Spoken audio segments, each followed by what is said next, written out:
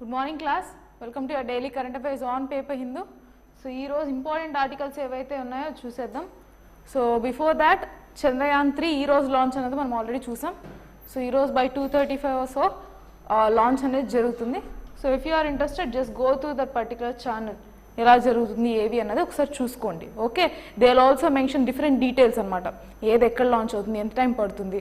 So when you see it, it will be more understandable for you. So you will easily recognise what is actually happening. Fine. So yeah, hoping that it would be a successful mission, we will go with the articles. With PM flying to Paris, India approves plan to buy 26 Rafale M jets. So మనం already చూసాం, fighter jets అయితే 26 already ఇక్కడ 30+ already ikkada manam using lo undi, and right now they have approved. So ahead of his visit, he has approved this particular purchase of Rafale M jets from Paris, that means France government nunchi, right.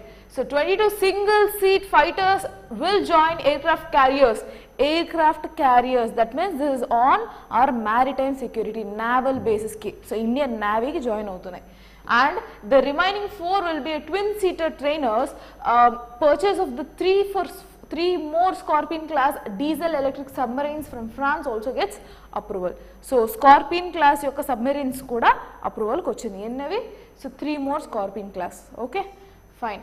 So hours before the Prime Minister Narendra Modi to land in Paris, the Defence Acquisition Council chaired by Defence Minister. So ee Defence Acquisition Council ki chairperson వచ్చి ఎవరైతే మన defence minister ఉన్నారో అతనే Rajnath Singh, he will be the chairperson.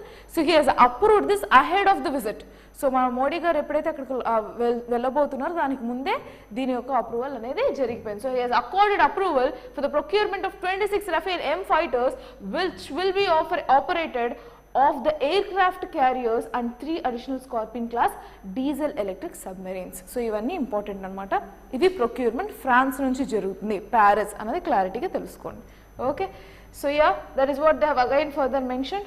So price and other terms of purchase will be negotiated with the French government after taking into account all relevant aspects including comparative procurement price of similar aircraft by other countries.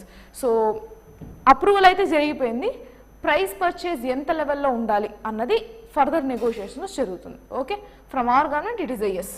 So similar thing ఇంకొక article same Modi గారు ఫ్రాన్స్కి వెళ్ళ విషయమే.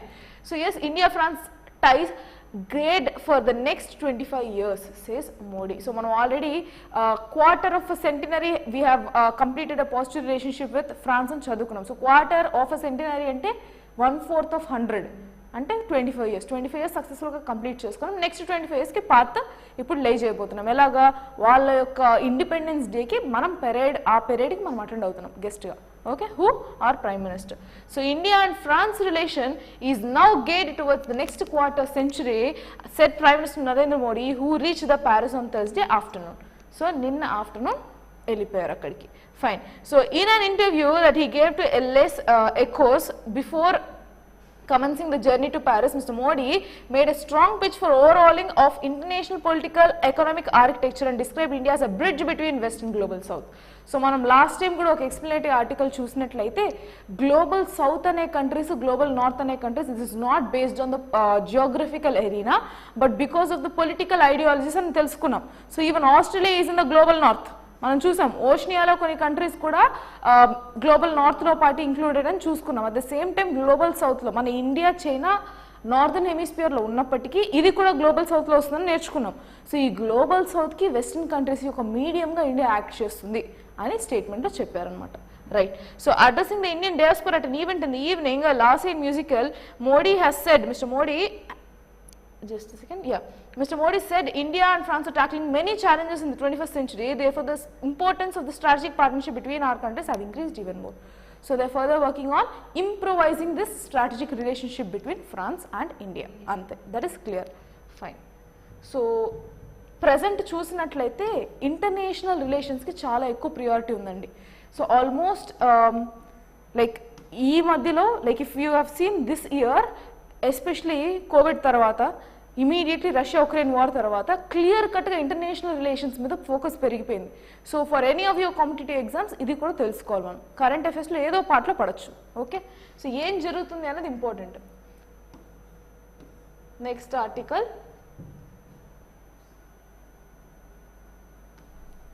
Yes. So FCI increases storage capacity in state. మనం మొన్న చూసినట్లయితే FCI దగ్గర నుంచి ప్రొక్యూర్మెంట్ తగ్గిపోయిన స్టేట్స్కి అని చూసాం కదా, ఇది కాంట్రరీ అనమాట. Mahesh good morning. Good morning, fine. So ఈ ప్రొక్యూర్మెంట్ అనేది ఇప్పుడు మన స్టేట్కి, మన ఆంధ్రాకి పెంచారు. సో ఏమేమి పెరిగింది అన్నది చూద్దాం. ఓకే, ఫోర్టిఫైడ్ రైస్ అనమాట. ఆ ఫోర్టిఫైడ్ రైస్ అంటే ఏముంటాయి అన్నది కూడా చూద్దాం మనం. Okay, fine. So under PM Poshan, so ఏ స్కీమ్ కింద? పోషన్ అభియాన్ అని ఒకటి ఉంటుంది కదా. So PM Poshan and ICDS and other welfare schemes, the union government approved supply of fortified rice to tackle malnutrition related ailments and distribution began during the second quarter of 2021-22. So మన ఇండియాకు ఒక major disease burden ఒకసారి పక్కన పెడితే one of the major health issues ఏమి ఉన్నాయంటే mall nutrition. So ఈ mall nutrition tackle చేయడానికి ఫుడ్ను ఫోర్టిఫికేషన్ చేస్తాం. ఫోర్టిఫికేషన్ అంటే ఏంటి? Good morning Naresh. Good morning Naresh. So yeah, food fortification అంటే సపోజ్ ఒక పర్టికులర్ న్యూట్రియంట్ కానీ మినరల్ కానీ దానికి ల్యాకింగ్ ఉందనుకుందాం, దాన్ని యాడ్ చేసి ప్రోటీన్ రిచ్ ఫుడ్ కానీ న్యూట్రియంట్ రిచ్ ఫుడ్ కానీ మినరల్ రిచ్ ఫుడ్ కానీ ఇస్తారనమాట. సో మనకి ఇక్కడ ఏం వీళ్ళు పెంచింది FCI వాళ్ళు? they've procured, I mean they've increased the procurement of this particular rice, fortified rice అనమాట, to tackle malnutrition. సో ఏమేమి ఉంటాయని చెప్తాను. So yes, about 134 lakh metric tons LMTs of fortified rice stocks were lifted for 22-23. So ఎంత అన్నది మనకి important కాదు, మన స్టేట్కి పెంచారు. ఏది? Fortified rice. దేనికి? మాల్ న్యూట్రిషన్ తగ్గించడానికి, right? So what is this fortified rice? According to FSSAI 10 grams of fortified rice. So ఇది క్వాంటిటీ అనమాట, ఎలా తీసుకుంటారనేది. 10 grams of fortified rice అంటే ఏంటి అంటే it is mixed in 1 kg of rice. So ఈ fortified rice 10:1 రేషియోలో తీసుకుంటాం. Regular rice 10 grams of fortified rice అనమాట. ఎంతలో? 1 kg రైస్లో ఈ ఫోర్టిఫికేషన్ అనేది 10 grams జరుగుతుంది. ఏం జరుగుతుంది? This rice may look like an ordinary rice, but it contains many such nutrients which are considered essential for human health, like iron, vitamin B12, folic acid. So ఇలాంటి ఇప్పుడు suppose mineral deficiency, మాకు vitamin deficiency అని మేము vitamins tablets తీసుకుంటున్నామంటారు. So అలాంటి iron deficiency most of the women especially immediately after their like వాళ్ళు ఫర్దర్గా వాళ్ళు ఒక స్టేజ్కి వచ్చినప్పుడు from there what we can say teenage నుంచి దాటి further if they are going up in their age, definitely this iron deficiency is very much common in females anamata compared to males. So to address that issue, so adolescent stage nunchi increase ayinappudu, from adolescent stage you can see these kind of deficiencies. So ee deficiency ni address cheyadaniki ee type of nutrients anni, ee types of vitamins and nutrients, minerals, whatever it is, they will be adding up into the regular rice. చూడడానికి normal rice గానే ఉంటుంది, but this is fortified. Okay, fine. Even chikkis ఇవన్నీ కూడా ఇస్తారు కదా. So in your if you go to this anganwadi places and all, they will be giving this fortified food అనమాట. అందులో FCI చేసింది ఏంటి? రైస్ ఫోర్టిఫికేషన్ చేసింది. ఫోర్టిఫైడ్ రైస్ అనేది సప్లైస్ చేస్తుంది అనమాట. Okay, next will go with the next article.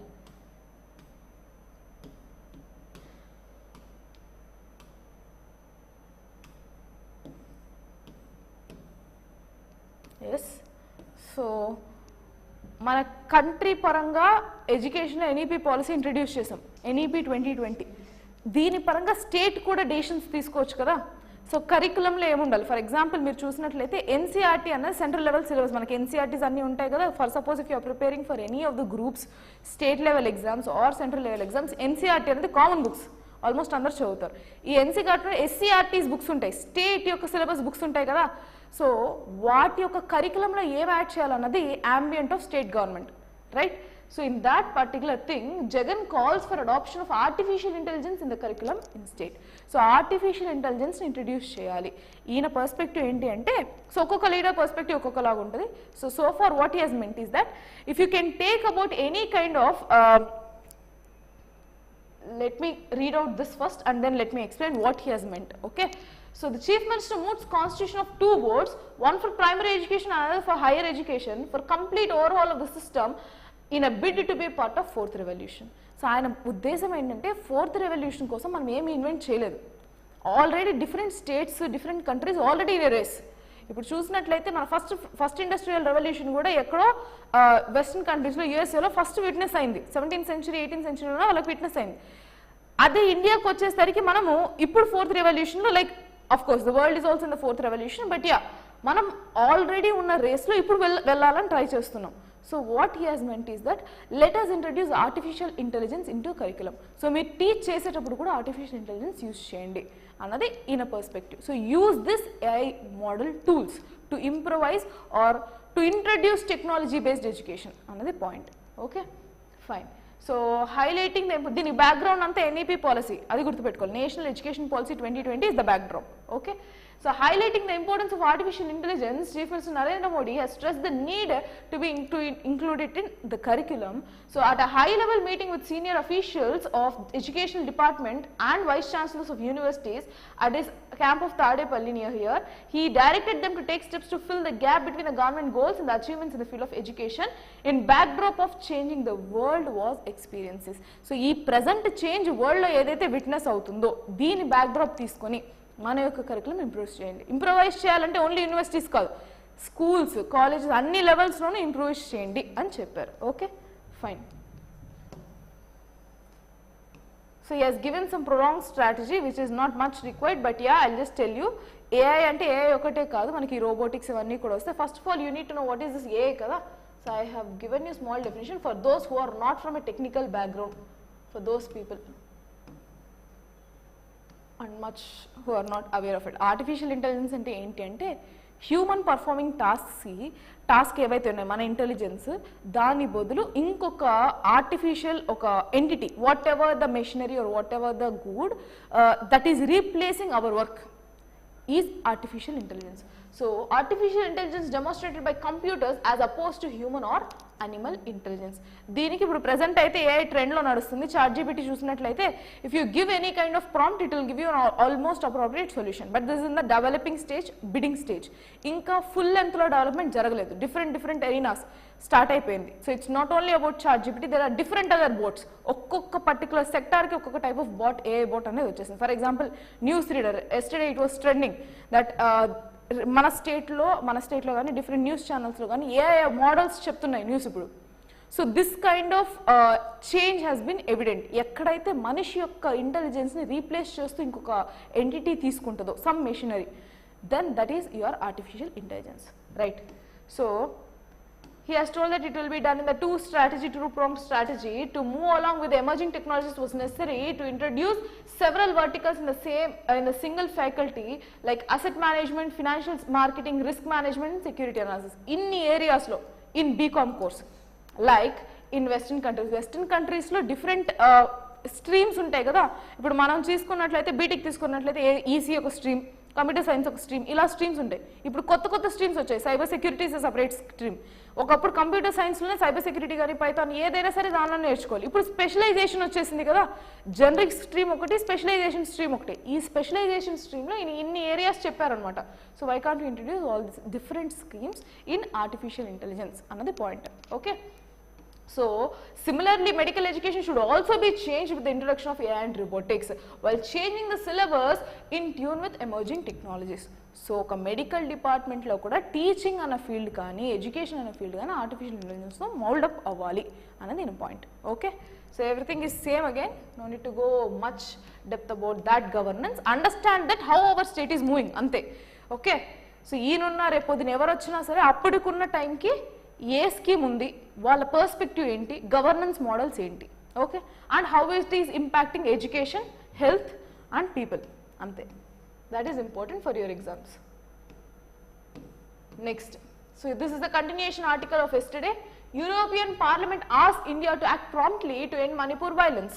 So మనం నిన్న చూసాం that India has got information that European Parliament is ma'am, ChatGPT is helpful for education. Yes, definitely Naresh. Not only ChatGPT, and one thing, ఈ ChatGPT ఇలాంటి వాటిలో కూడా ఇంకా వేరే issues ఉన్నాయి. Ethical concern is a problem. So ethical code of conduct of artificial intelligence tools is yet to be developed, ఒక point. Number 2, information genuinity, ఎంతవరకు information reliable అనేది పాయింట్. సో ఇవన్నీ కోడ్ ఆఫ్ కండక్ట్స్లో ఇంకా డెవలపింగ్ స్టేజ్లోనే ఉంది. ఏ can be misused in a very huge way. Of course any of the technology can be having both ends. So ఖచ్చితంగా forward end ఉంటుంది, negative end కూడా ఉంటుంది అనమాట. ఎంతైతే పాజిటివ్ ఎండ్ ఉంటుందో అంతే నెగిటివ్ ఎండ్. దాన్ని యూస్ చేసుకునే విధానం బట్టి ఎడ్యుకేషన్కి utmost useful. Even it can give you a time table from a basic time table to anything it can do. But right now ChatGPT is around, I think, updated till 2021 of September. So yeah, that is one of the tool. It's not entirely AI అనుకుంటే ఇప్పుడు అందరూ ChatGPT synonymous గా చెప్తున్నారు, but that is only one particular tool which uses AI. Fine. European parliament ask India.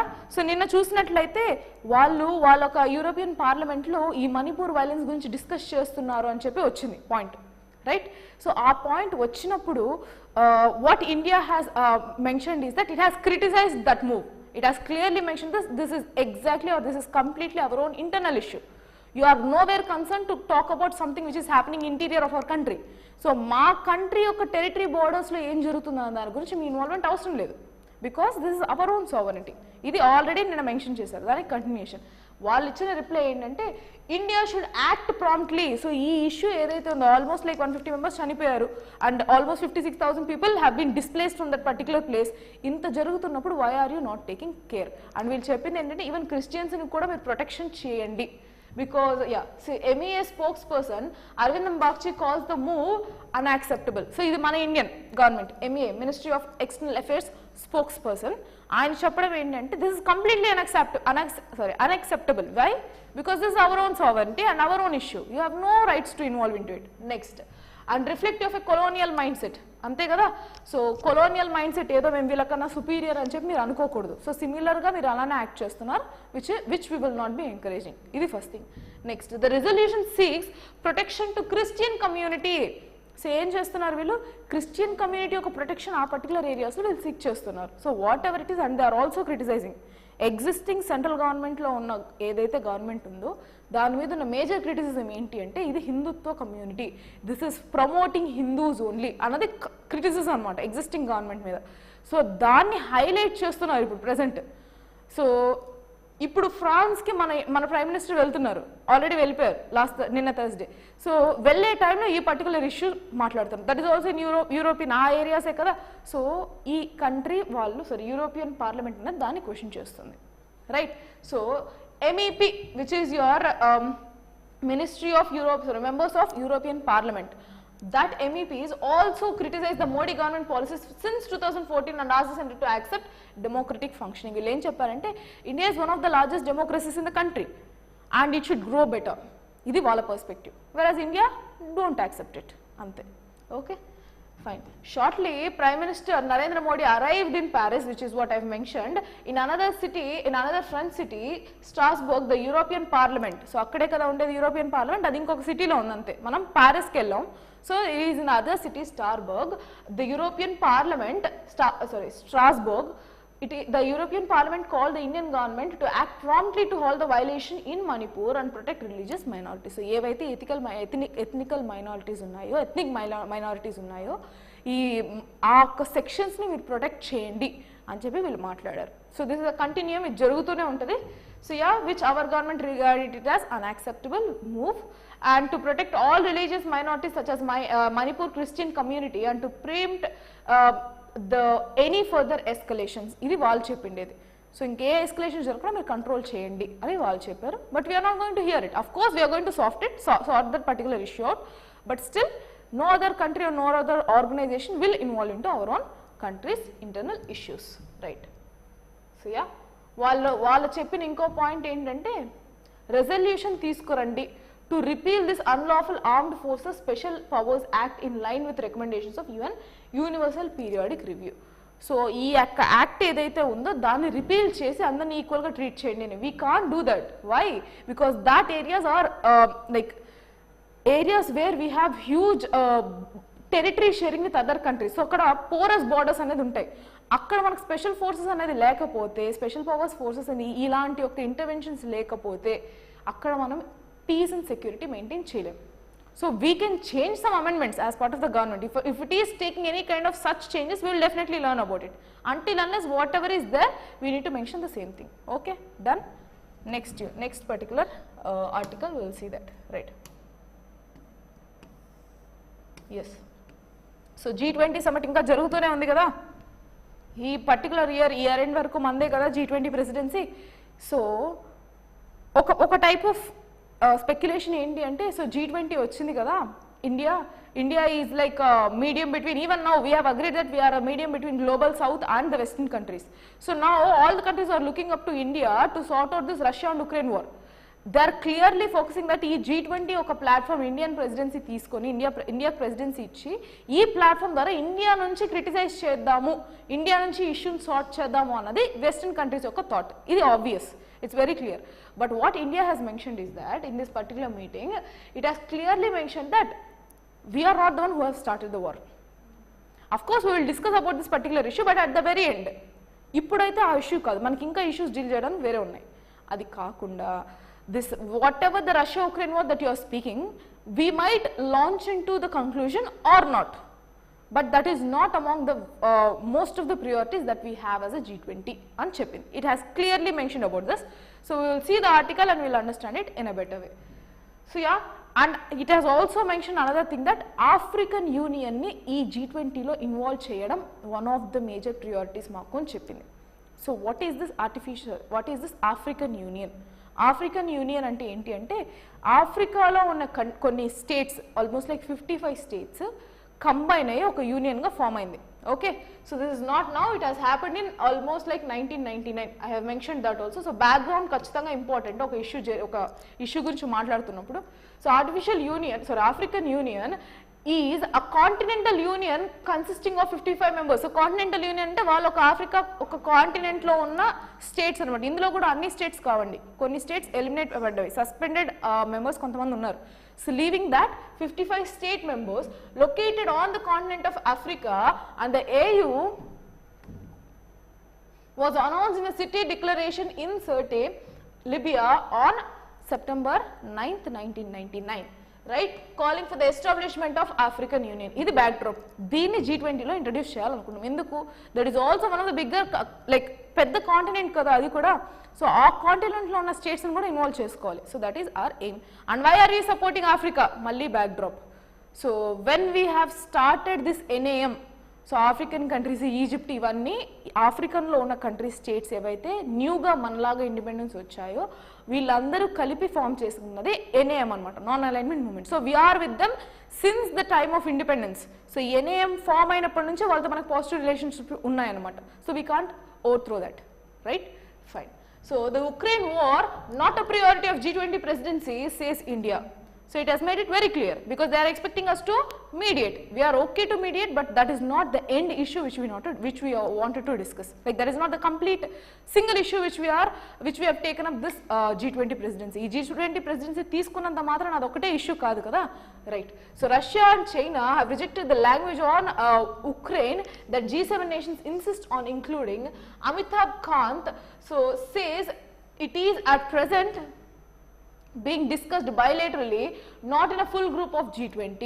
So వీళ్ళు చెప్పడం ఏంటి, ఈ G20 గ్రూప్లో దాన్ని ఫుల్గా డిస్కషన్ అయితే చేయం. We might be discussing it later any other time.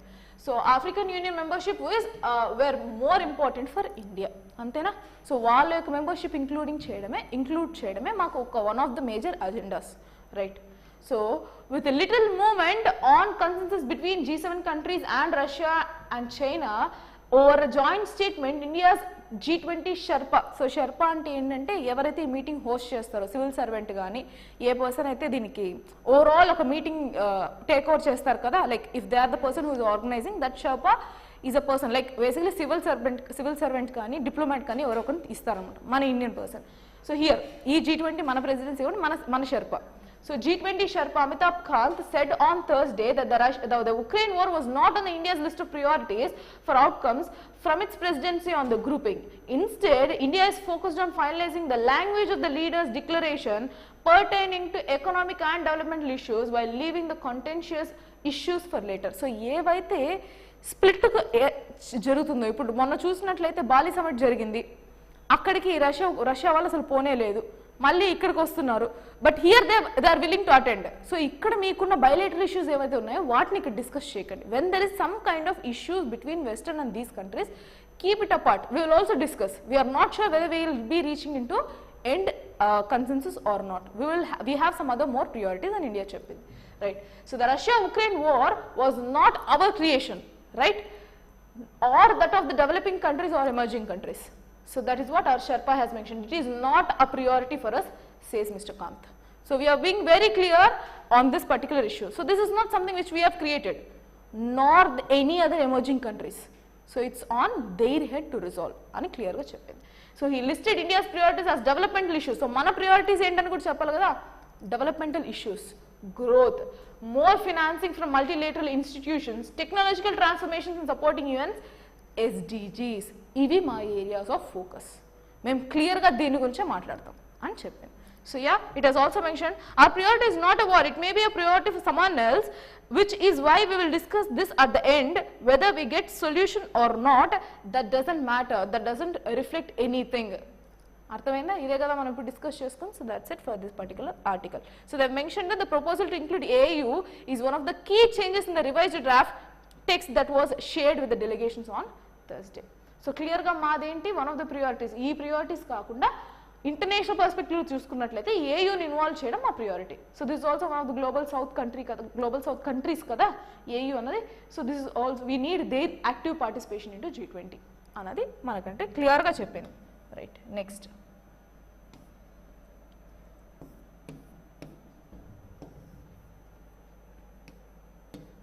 yes, so we have already discussed this like from past week continuous ga ide article. So let's just give you a gist and then we'll move ahead. So India's third moon mission all set to be launched today.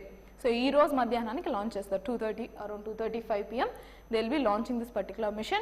So it has dini yokka launch vehicle LVM-3, launch vehicle Mark 3 అని చదువుకున్నాం. So it will take around a 1 month time. So August 23rd 24th నాటికి lunar surface మీదకి launch అవుతుందని మనం చదువుకున్నాం. Okay fine.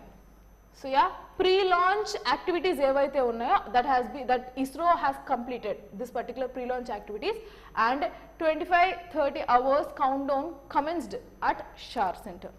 So countdown అనేది వస్తుంది కదా మనకి, లైక్ లాస్ట్ 10 seconds కూడా 10, 9, 8 అని మీరు చూసినట్లయితే అవి కనిపిస్తుంది. కౌంట్ డౌన్ అనేది స్టార్ట్ అయిపోయింది. Right, so leaving that apart, one thing which I wanted to mention here, it's here.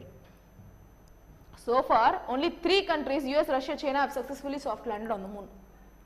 So mana launch aithe enno country avtam, 4th country. Okay, so that is why this is more prestigious for us, right? So the Chandrayaan 3 consists of an indigenous propulsion module, PM propulsion module untadi. So propulsion is like if you wanted to send to the rocket to space, propulsions అనేవి ఉంటాయి కదా, propulsion module indigenous one అంటే మన కంట్రీలో మన ఒక్క technology ద్వారా develop చేసింది. నెక్స్ట్ ఆ ల్యాండర్ మాడ్యూల్ చూసాం, ల్యాండర్ అనేది ఒకటి ఉంటుంది అని. Next a rover with our objective of developing and demonstrating new technologies required for the interplanetary missions. So different ప్లానెట్స్కి పంపించే ఒక మిషన్స్ కోసం ఇది దోహదపడుతుంది, lander, rover and all. Okay, so yeah, apart from that PM will carry the lander. PM అంటే propulsion module. ఇది lander ని rover ని క్యారీ చేస్తుంది from injection orbit till 100 kilometers of the lunar orbit. So lunar orbit చుట్టూ, మన moon చుట్టూ ఏవైతే orbit ఉందో, ఇది మూన్ అనుకుంటే ఆ మూన్ యొక్క ఆర్బిట్లో ఫస్ట్ ప్లేస్ చేస్తుంది, ప్లేస్ చేసి మళ్ళీ ఆ తర్వాత లూనార్ సర్ఫేస్లోకి వెళ్ళిపోతుంది. Okay right, so that is what they have already mention and this already we have seen yesterday. So we're not going in to it. Right, వాటి యొక్క ఆబ్జెక్టివ్స్ ఏంటి అని కూడా చూసాం, లైక్ వై వీఆర్ సెండింగ్ అనేది నిన్న ఎక్స్ప్లెనేటరీ ఆర్టికల్లో క్లియర్గా చూసాం. Next, do IT rules not apply to print media asks court. Mumbai high court ఒక క్వశ్చన్ అడిగింది, Bombay high court. So it's not Mumbai high court, Bombay high court. High court పేర్లు ఎప్పుడు సిటీ నేమ్స్తో పాటు మారదు. Okay, so Bombay high court Thursday ఒక ప్లీ గురించి అడ్రస్ చేస్తున్నప్పుడు ఒక ఐటీ రూల్స్ అమెండ్మెంట్ ఏవైతే ఉన్నా దాని గురించి వచ్చిందనమాట. Right, just a second. Fine, so what is this about? Bombay High Court on Thursday, while hearing arguments on pleas challenging the constitutional validity of IT rules, asked if the rules apply only to the social media intermediaries or not to the print media if the same content is available in the both platforms. For example, చెప్తాను, ఒక particular data, let's say ఒక fake data, fake report, పోనీ ఒక fake add, advertisement అనుకుందాం. ఈ add social మీడియాలో circulate అవుతుంది and people have come to know that is a fake one, but same add have come in to your news paper also, print media. అర్థమవుతుందా? Same add వచ్చింది. ఇప్పుడు IT rules amendment act 2023 ద్వారా దీనికి applicable.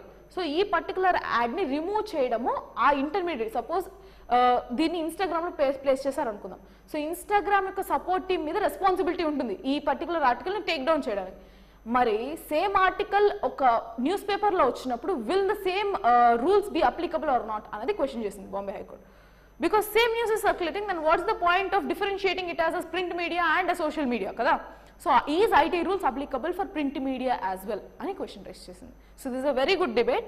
Deeni further ga IT rules kuda dani print media prakaram amend ayye chances unnai. That is why I have taken up this article. Okay, so it has mentioned that first of all the IT rules deeni meeda enti ante if at all there is any kind of one of the article ante ఒక rule ఈ IT రూల్స్లో ఏంటి అంటే ఇప్పుడు నేను చెప్పింది ఫేక్గా ఏదైతే వచ్చినా లేదా ఒక పర్టికులర్ ఆర్టికల్ ఉన్న పీపుల్ని ఇన్సైట్ చేయడానికి వాళ్ళని రగిలించడానికి ఏదైనా ఆర్టికల్స్ స్టింగ్ చేయడానికి ఏదైనా ఆర్టికల్స్ వచ్చినప్పుడు ఆ పర్టికులర్ మీడియం ఏదైతే ఉందో వాళ్ళు దాన్ని రిమూవ్ చేయాలి. సో దీని మీద డిఫరెంట్ అదర్ కన్స్టెంట్స్ ఉన్నాయి. ఐటీ అమెండ్మెంట్ రూల్స్ 2023, 2021లో అమెండ్మెంట్ ఒకటి ఉంది కీ ఇవి, నెక్స్ట్ ఇది అనమాట. So you need to know what are the different amendments that have happened. Right. So the rules require social media intermediaries to censor or modify content relating to the center if a government mandated fact checking unit directs them to do so. So government tarapana ee fact checking unit annadu okati untadu anamata.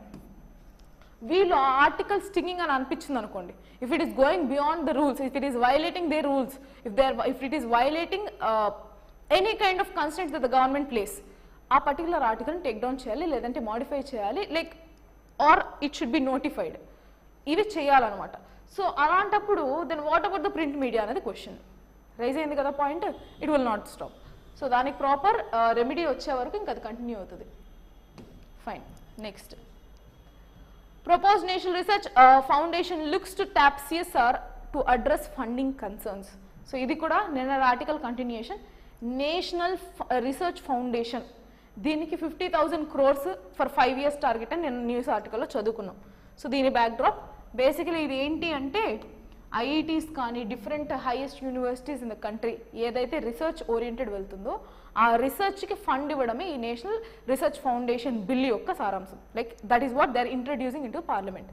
So దీనిలో 50,000 crore rupees అనేది funding. So ఇందులో ఏంటి అంటే 14,000 వచ్చి government ఇస్తుంది, and that for span of 5 years. For a span of 5 years 50,000 crores. 14,000 crore amount వచ్చి government, 36,000 crore amount వచ్చి private participants నుంచి వస్తుందని నేను చదువుకున్నాం. ఓకే, సో నా ఇష్యూ ఏంటి అంటే ఇన్ 2019-20లో ఓన్లీ 36%, ఇక్కడ పర్సంటేజ్ లెక్కను చూసుకున్నట్లయితే 72% ఫ్రమ్ ప్రైవేట్ అనమాట, రిమైనింగ్ 18%, 28%, అంతే కదా, రిమైనింగ్ 28% ఫ్రమ్ గవర్నమెంట్. సో ఈ 72%లో ఓన్లీ 36% మాత్రమే ప్రైవేట్ ఎంటిటీ నుంచి వచ్చింది. యాక్చువల్లీ ఎంత రావాలి? 72 రావాలి. సో ఇది ఫండింగ్ కన్సర్న్స్ని రైజ్ చేస్తుంది అని ఆర్టికల్ అనమాట. Okay, so only 36% of Indian research expense of 1.2 lakh crore came from private sector. So 36% మాత్రమే వచ్చింది. ఇది కన్సర్న్ రైజ్ చేస్తుంది. సో మనం ఫండింగ్ ప్రైవేట్ నుంచి ఎక్కువ రావాలని అనుకున్నాం. So will it meet the target or not అన్నది point. Okay, fine. So the proposed national research foundation on allocation of 50,000 crore over the next 5 years with close to 36,000 crore coming from the private sector, which I have mentioned.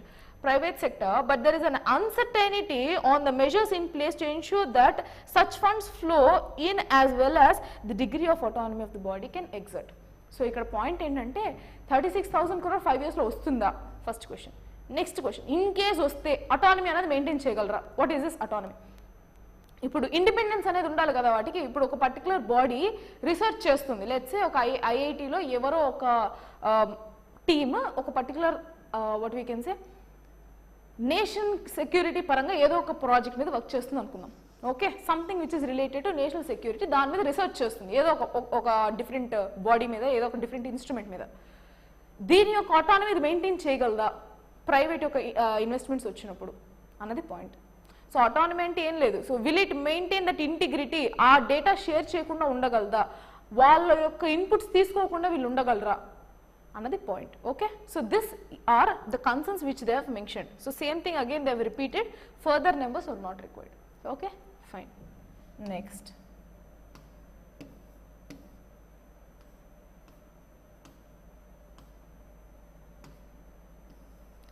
So yeah మన ఇండియాకి major trade deficit ఏ కంట్రీతో ఉంది అంటే China.